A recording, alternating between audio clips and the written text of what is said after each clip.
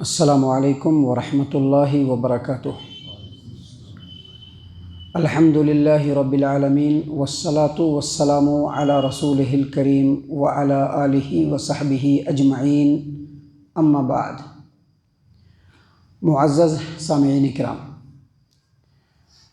اپنے ایمان والے بندوں کی آزمائش کرنا اور ان کا امتحان لینا یہ اللہ تبارک و تعالیٰ کا اصول ہے اور اللہ تبارک و تعالیٰ کی سنت ہے۔ معزز سامعین اکرام، انہی آزمائشوں میں سے ایک بڑی آزمائش دجال کا فتنہ ہے، اور اگر یہ کہا جائے کہ دجال کا فتنہ اس کائنات کا سب سے عظیم ترین اور سب سے بڑا فتنہ ہے تو یہ بیجا نہیں ہوگا، کیونکہ دجال کو اللہ تبارک و تعالیٰ ایسی طاقت و قوت سے نوازے گا کہ جس طاقت و قوت کے بل پر وہ لوگوں کے لیے ٹھنڈی ہوائیں چلائے گا، آسمان سے بارش برسائے گا، زمین سے غلے اگائے گا، تاکہ لوگوں کو کسی بھی طرح سے گمراہ کر سکے، توحید سے برگشتہ کر کے شرک و کفر کے اوپر لا سکے۔ یہی وجہ ہے کہ جو لوگ دجال کو فالو کریں گے ان کے لیے خوشحالی پیدا کرے گا وہ، اور جو لوگ دجال کا انکار کریں گے ان لوگوں کی زندگی کو وہ تنگ کرے گا، اپنے دائیں بائیں تمام آبادیوں کو اور کھیتوں کو برباد کر دے گا، یہاں تک کہ جو لوگ انکار کریں گے ان لوگوں کو دجال اپنے ہاتھوں میں سے ایک ہاتھ جس میں جہنم ہوگی اس میں پھینکے گا، حالانکہ وہ جنت ہوگی۔ یہی وجہ ہے کہ نبی صلی اللہ علیہ وسلم نے اپنی امت کے لوگوں کو تعلیم دیتے ہوئے کہا ہے کہ جب دجال کا فتنہ تمہارے سامنے ہو اور اگر تم مجبور ہو جاؤ تو آگ میں کود جانا، کیونکہ وہ آگ نہیں ہوگی بلکہ جنت، وہ آگ نہیں بلکہ جنت ہے۔ معزز سامعین اکرام، ایک بات اور ذہن نشین رہے کہ دجال کو جو کچھ طاقت و قوت ملے گی یا جو کچھ فتنہ و فساد برپا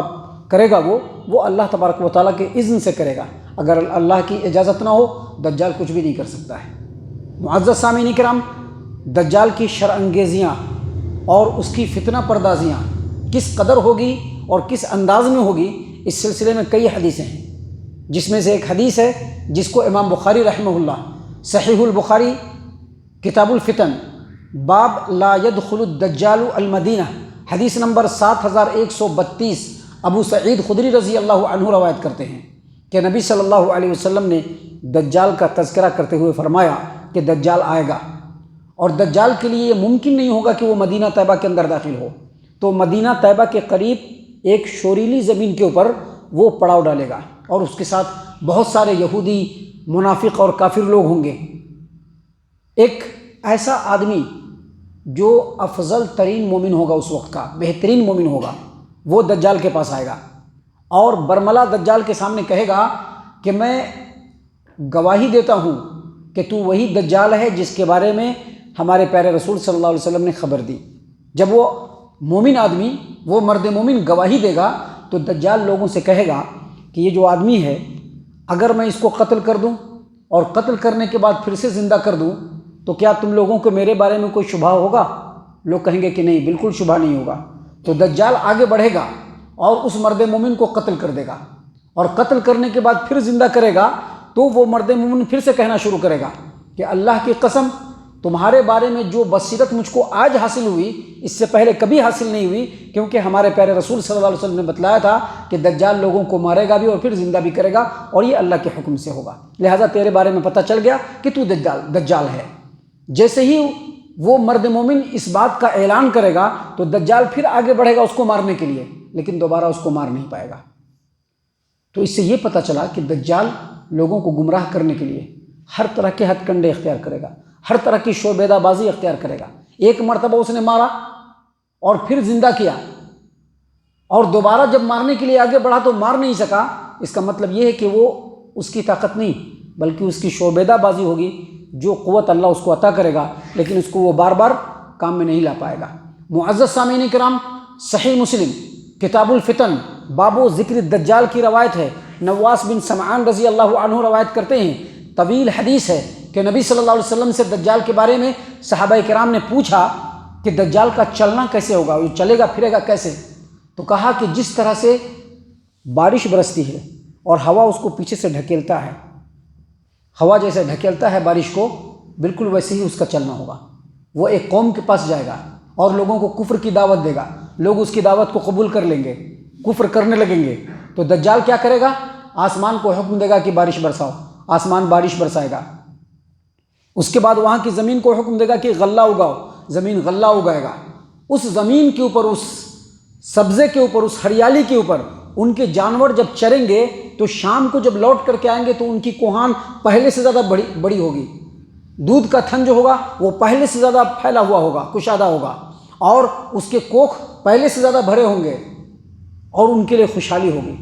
دجال اسی طرح سے ایک اور قوم کے پاس جائے گا اور ان لوگوں کو کفر کی دعوت دے گا تو وہ لوگ انکار کر دیں گے، دجال کو نہیں مانیں گے، تو دجال وہاں سے نکل جائے گا، اور جب وہاں سے نکل جائے گا تو وہاں کے سارے لوگ بالکل قحط سالی میں، سوکھے میں مبتلا ہو جائیں گے، پریشانی میں مبتلا ہو جائیں گے۔ معزز سامعین کرام، نبی صلی اللہ علیہ وسلم نے فرمایا کہ دجال ایک بنجر اور ویران زمین کے اوپر آئے گا اور زمین کو یہ حکم دے گا کہ تم اپنے خزانے نکالو، تو زمین بالکل اس طرح سے خزانے نکالے گی جیسے شہد کی مکھیوں کی جو رانی ہوتی ہے اس کے پیچھے کیسے بھاگتا ہے، ویسے ہی دجال کے پیچھے وہ سارے کے سارے بھاگنا شروع کر دیں گے۔ دجال آگے بڑھے گا، ایک نوجوان کو دیکھے گا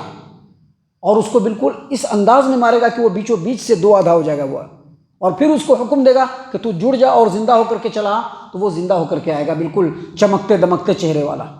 نبی صلی اللہ علیہ وسلم نے بتلایا کہ اس طرح کی فتنی بازیاں ہوں گی، اس طرح کی شرانگیزیاں ہوں گی اس کے ساتھ، لہٰذا یہ سارے فتنے ہیں جو دجال کے ہاتھ میں ہوں گے۔ نبی صلی اللہ علیہ وسلم نے محض اس لیے بتلایا ہے تاکہ جب دجال آوے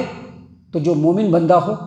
وہ سمجھ لے کہ وہ دجال ہے، کیونکہ نبی صلی اللہ علیہ وسلم نے فرمایا اسی حدیث کے اندر جو صحیح مسلم کتاب الفتن کی ہے کہ دجال اگر میرے رہتے ہوئے آ گیا تو میں تم لوگوں کو بچا لوں گا دجال سے، لیکن اگر میرے رہتے ہوئے دجال نہیں آیا تو ہر ایک مسلمان دجال کے خلاف اپنے آپ میں ایک حجت ہوگا۔ تو اسی لیے دجال کے تعلق سے اتنی تفصیل سے بتلایا کہ اس کی فتنہ انگیزیاں، اس کی شرانگیزیاں کیسی ہوں گی، لہٰذا ہم لوگوں کو ان چیزوں کو یاد رکھنا چاہیے، اور ساتھ ہی ساتھ دجال کے فتنے سے اللہ تبارک و تعالیٰ سے پناہ مانگتے رہنا چاہیے۔ اللہ تعالیٰ سے دعا ہے کہ اللہ تعالیٰ ہم تمام کو دجال کے شر و فتنے سے محفوظ فرمائے، آمین۔